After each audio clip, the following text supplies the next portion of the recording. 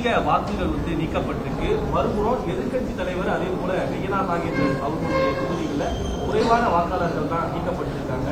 எதை காட்டுது? ஏன்னா அவங்க தொடர்ந்து அவங்க ஆதரிச்சாங்க. மறுபுறம் நம்ம விமர்சனம் செஞ்சு வச்சோம். முழுமையாக வாக்காளர் பட்டியல் நேற்று தான் வெளியிடப்பட்டிருக்கின்றது.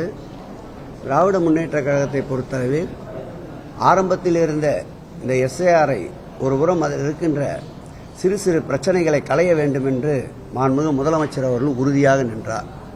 அதில் முதலமைச்சருடைய இந்த எஸ்ஐஆர் நிலைப்பாட்டை பொறுத்தவரை தாரக மந்திரம் என்னவென்றால், வாக்களிக்கின்ற உரிமை இருக்கின்ற எவரும் வாக்காளர் பட்டியல் இடம்பெறாமல் இருக்கக்கூடாது, வாக்களிக்கின்ற தகுதியில்லாத யாரும் வாக்காளர் பட்டியல் இடம்பெற்றுவிடக்கூடாது. இதுதான் திராவிட முன்னேற்ற கழகத்துடைய தாரக மந்திரம். அதற்காகத்தான் இந்த எஸ்ஐஆருக்கு முன்பே பாகம் வாரியாக BLA-2க்களை முழுமையாக நியமித்த ஒரு இயக்கம் தமிழ்நாட்டிலே திராவிட மாடல் ஆட்சி எங்கள் உயிரினும் மேலான திராவிட முன்னேற்ற கழக தலைவர் தலைமையேற்றுக்கின்ற திமுகவில் மட்டும்தான். அதேபோல் BLA-2க்கள் இல்லாமல் ஒவ்வொரு பூத்திற்கும் 10 BLCக்களை நியமனம் செய்து அதற்கு தொடர்ந்து எங்களுடைய வழக்கறிஞர் பிரிவுடைய செயலாளர் அருமையனை நின்னா இளங்கோ அவர்களை அனைவருக்கும் வகுப்பு நடத்த சொல்லி வகுப்பிலே அனைவரையும் பட்டை தீட்டிய வைரமாக வைத்திருக்கின்றோம். அவர்கள் முழுமையாக இந்த வாக்காளர் பட்டியல் வெளியான பிறகு களத்திற்கு செல்லுவார்கள். ஒரு வாக்காளர் கூட வாக்களிக்கின்ற உரிமை இருக்கவர்களை விடுபடாமல் பாதுகாப்போம்.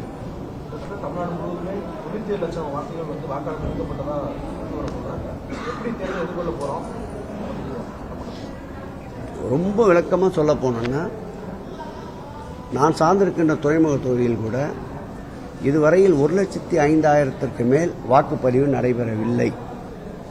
தற்போது ஒட்டுமொத்த வாக்காளர் எண்ணிக்கை 1,11,000 பதிவு செய்யப்பட்டிருக்கின்றார்கள். ஆகவே இருக்கின்ற வாக்காளர்களை வைத்துத்தான் தேர்தலை நடத்த வேண்டும். விடுபட்டிருந்தால் அவர்கள் குறிப்பிட்டிருக்கின்ற இந்த ஜனவரி 9ஆம் தேதிக்குள் விடுபட்டவர்களை வாக்காளர் பட்டியல் சேர்ப்பதற்குண்டான அனைத்து முயற்சிகளையும் திராவிட முன்னேற்ற கழகம் மேற்கொள்ளும். எங்களுடைய முதலமைச்சர் வழிகாட்டுதல்படி கடந்த தேர்தலில் திமுக போலி வாக்குகளை வைத்து ஆட்சியை பிடித்தது. 2011, 2016 தொடர்ந்து 2 முறை ஆட்சி அமைத்தது அதிமுக. அதற்கு என்ன கூற்றை இந்த எடப்பாடி பழனிசாமி சொல்லப் போகின்றார்? ஒரு கட்சியினுடைய தலைவர், ஒரு எதிர்கட்சியுடைய தலைவர் வார்த்தைகளை கொட்டுகின்ற போது அந்த வார்த்தைகளுக்கு தகுதியான கருத்துத்தானா என்பதை ஆராய வேண்டும். அவர்கள் ஆட்சியில் இருந்தபோது இதே வாக்காளர் பட்டியலை வைத்துத்தானே ஆட்சிக்கு வந்தார்கள். அப்படி என்றால் அன்றைக்கு போலி வாக்காளர்கள் திமுக பக்கம் இருந்திருந்தால் அவர்கள் எப்படி ஆட்சிக்கு வர முடியும்? இதை ஊடக நண்பர்கள் தயவு செய்து அவரிடமே கேள்வியாக கேளுங்கள். தான் திருடி பிறரை நம்பா என்ற பழமொழிக்கு இந்த கூற்று உகந்ததாக இருக்கும். தமிழ்நாட்டை விட பீகார்ல அதிக சட்டமன்ற தொகுதிகள் இருக்கு. ஆனா பீகார்லயே 65 லட்சம் தான் நீக்கிறாங்க. ஆனா பீகார் ஒப்பிடும்பொழுது கம்மியா இருக்கக்கூடிய சட்டமன்ற தொகுதிகளை கிட்டத்தட்ட 98 லட்சம் நீக்கியிருக்காங்க. அதை எப்படி பாருங்க? திரும்பவும் சொல்லுகிறேன், எங்களுடைய முதல்வருடைய கொள்கை, திராவிட முன்னேற்ற கழகத்துடைய கொள்கை, தகுதியான வாக்காளர்கள் யாரும் வாக்காளர் பட்டியல் விடுபடக்கூடாது, தகுதியில்லாத வாக்காளர்கள் யாரும் வாக்காளர் பட்டியல் இருந்துவிடக்கூடாது என்பது எங்களுடைய கொள்கை. அதற்குண்டான கால நீட்டிப்பு இன்னும் இருக்கின்றது. அதற்குண்டான முழு முயற்சியில் தீவிரமாக களத்திலே திராவிட முன்னேற்ற கழகம் நிற்கும்.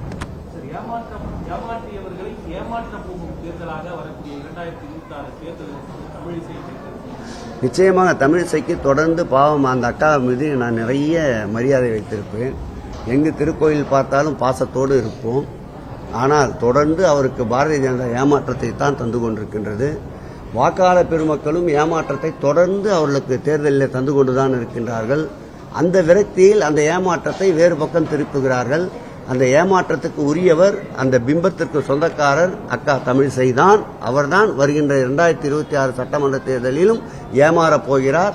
அவர் சார்ந்திருக்கின்ற கட்சியும் தமிழக மக்கள் அவர்களை ஏமாற்றப் போகிறார்கள்.